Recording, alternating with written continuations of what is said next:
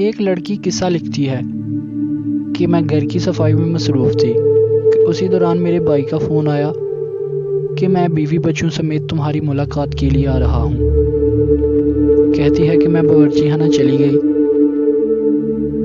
تاکہ ان کے لیے جلدی میں کچھ تیار کر سکوں، پر گھر میں صرف 2-3 آم ہی پڑے تھے۔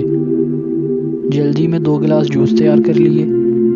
جب وہ آئے تو بھائی کے ساتھ ان کی ساس بھی تھی، جو کہ اس سے پہلے کبھی نہیں آئی تھی۔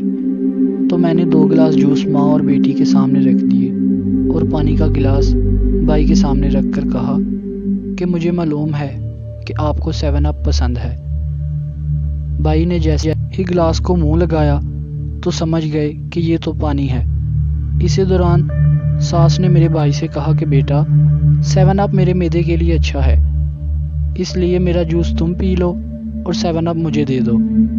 یہاں پر میرے اوسان ہتا ہوئے، سخت شرمندگی ہوئی کہ میری چالاکی رسوا ہو جائے گی، پر اللہ میرے بھائی کو سلامت رکھے۔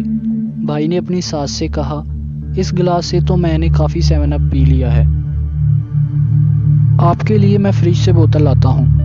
انہوں نے گلاس لیا اور جلدی سے باہر نکلے۔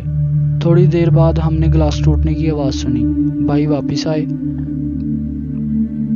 ساس سے کہا کہ 7 اپ کی بوتل تو مجھ سے گر کر ٹوٹ گئی، میں جلدی سے آپ کے لیے دکان سے ایک بوتل لے آتا ہوں۔ ساس نے سختی سے انکار کیا کہ چلو یہ میرے نصیب میں نہیں تھا۔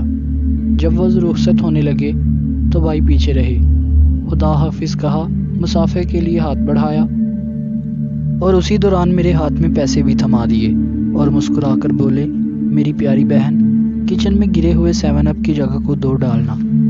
اس طرح میرے پیاری بھائی نے میری مالی کمزوری پر پردہ ڈالا اور میرے ساتھ ہمدردی سے مدد بھی کی۔